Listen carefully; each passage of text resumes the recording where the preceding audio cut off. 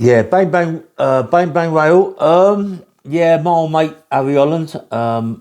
People must know Harry Holland. He's a actual boxing promoter. He's done quite a few fights. Harry, me and Harry go back a long way, and his son John Holland. Big family, mate. I like Harry. I mean, I've known Harry absolutely years. Me and Harry Holland, we first met. I used to work that, as you know, I used to work down a fruit market. I was involved with a guy called Colin Cracknell. He sort of like was one of the governors of the market, and we used to fight quite a lot. And then I joined Hogarth Boxing Club in Chiswick, and me and Harry used to spar about. Harry, I believe, he got hit on the head, and he had a few stitches in his head. And he was sparring with me, and bang, I hit him with my right hand and opened his head right up again, a bit worse than what it was, really caused a massive great big cut in his head when I whacked it, I could bang, and they really wanted me big time, but I just moved on, Chiswick Transport, other places I was fighting at. And anyway, so I met Harry come down to the market, and Derek Pearce, my mate Derek Pearce, worked for Harry, doing a bit of door work and all that, So I'm only a kid, I'm only young, about 16, 17, I don't think I'm as old as that actually. So Harry's come down to us and asked me if I want to do a bit of work, because I'm always fighting the market with Colin. I can handle myself. Harry knows I'm banging, I'm not fighting no one. And so we get a job in a pub called the Mitre. It's in North London, and he said, "Look, we've got a bit of trouble with this little firm called the Road Rats, And he said they keep coming in causing problems, and we want to stop it, So being like a kid, you're very, I'm have some of that, I mean, I'm not bothered, And well, when the pub opened up, and then people started walking in, and all of a sudden all this motorbike lot would come in, and a couple of had white rats on their shoulder, the road rats, and they was coming in droves, big loads of them, and there was a band playing, so there was about 6 of us in there that night, just because we knew it was going to kick off. And Harry sort of like, trying to calm it down, this had to stop them, just calm it down. They were getting very rowdy, and I thought, oh, hold up, I was only a kid. Do you know what I mean? When you're young like that, 16, you see it, and you see these big Hells Angels fellas, you think, oh, hold up, it's going to really kick off here, you know what I mean? And you can see these guys are up for it, And one threw a great big glass of beer at the guys who were playing the band, and then it kicked off, and then it really kicked off. There was a big fight in there, mate. It was a massive. I mean, I've seen Harry Holland knock 2 or 3 out, no problem. Harry can bang. Harry Holland's a good fighter, mate. A good promoter and a good trainer. He's a good trainer. His son trains now, but Harry was a good fighter, mate. Don't believe me, mate. And then Derek Pearce from the fruit market, big Derek. He steamed into me, he marched in. I marched in a bit. I might knock 1 or 2 out myself, I got hit across the head with a bottle, split my head wide open. You're young, you're a kid. I hit the floor. I got up and my head was like, really ringing. And I had about 5 stitches in my head. I was in a bit of I didn't stay on the floor, got up and kept fighting, but the blood was running down. You could feel, I just thought it was the beer running down my back and my neck, but it was the blood. I lost quite a lot of blood as happened through it, because it really opened my head up, as I say, me and Harry go back a long way. And then we started looking after other clubs and other pubs and all that, and Harry's was good. He was good to me. Harry's a nice guy. John's a nice guy. Derek Pearce from the fruit market. Derek was a very quiet guy and could have it. Me and Derek used to go training every morning around Country Park, one round there. Handwall was the box around Handwall. Him and Colin Cracknell didn't get on at all. Him and Colin didn't get on. Colin was always taking the mickey out of him. Derek Pearce looked at him like with content, you know what I mean? Say, yeah, all right, you're going to get it one day, Colin. And Colin was a bit of a bully in the market, but he could be a bully because he can have a right fight, yeah? There's people like Ginger Carlisle in there. There's one of my ex-mates, Martin Worsfold. He could really have it.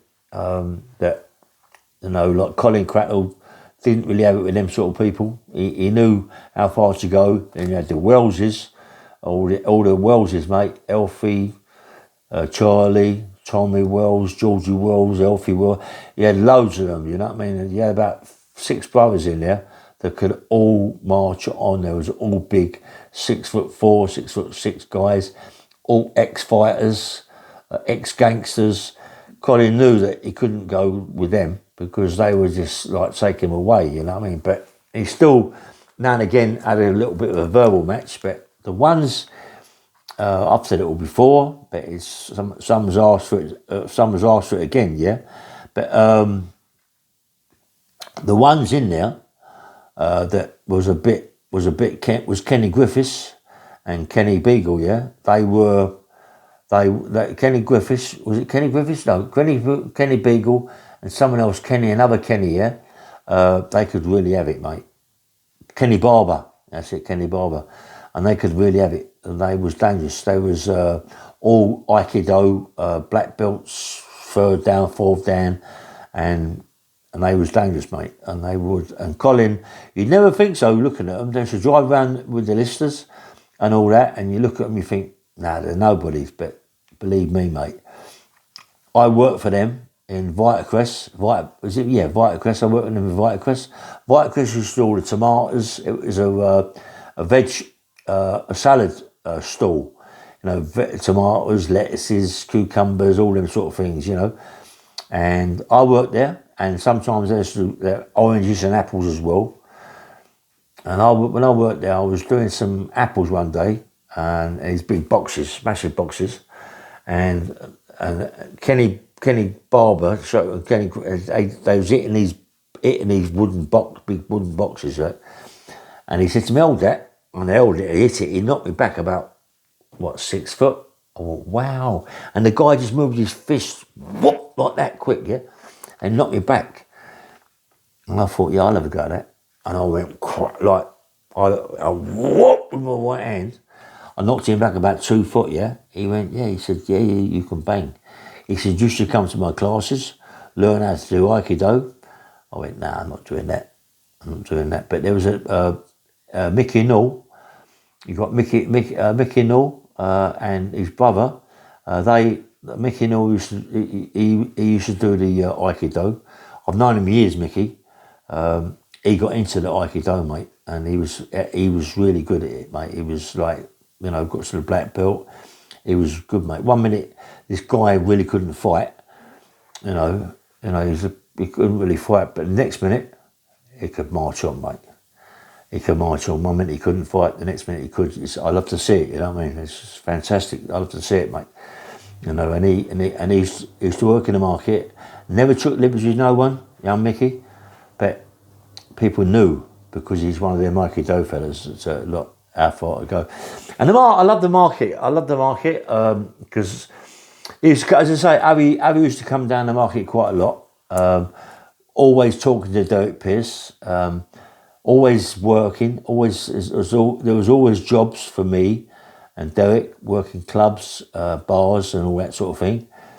And after a while, you know, I didn't want to do it anymore because the money you're getting, like 50 quid or whatever it is a night, it isn't really worth the aggro. After me getting smashed across the head with a bottle and it stitches and all that going for 50 quid, 60 quid, it ain't really worth it, you know what I mean? But I've worked in a few other jobs with him and didn't get much trouble, but it isn't worth the aggro.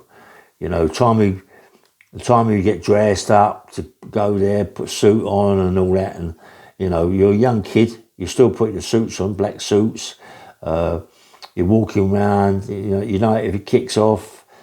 I mean, you know, when I worked in a boathouse for a bit of time. I worked in there for a bit with Moy Bush, big Moy Bush. I mean, Moy Bush about 6'8", 6'9". He had equity thing. He was always on television sets and film sets and all that, you know. I worked there a few times, a few bits and pieces, but no, it wasn't for me. It wasn't for me. It only got for me when I got bigger. When I worked in Crispin's Wine Bar, the Venue, Victoria, Lucky's, other clubs down in Broadway, around Ealing High Street, all around there, and what, a few clubs down the city. After a while, it just become normal because I was absolutely a street fighter, unlicensed fighter. And that is what you should do. And that, I loved my fighting game. Anyway, just a quick thing about I ain't said too much about Harry. Harry's son John lost his son in Richmond High Street. There's a club in Richmond, right on Richmond Bridge. His son come out there, had a fight, a couple of foreign national guys, I think it was, and they stabbed him in the neck with a bottle or a glass, and they cut his jugular, and he died in hospital. Yeah, so rest in peace to the boy, his son, Johnny's son. And it killed Harry. It can age you very quick when something like that happens. Yeah. But anyway, rest in peace to John's son and Harry's nephew or whatever it is. It's a shock, mate. Anyway, bang bang roll. Please press the like button, subscribe. Nice one.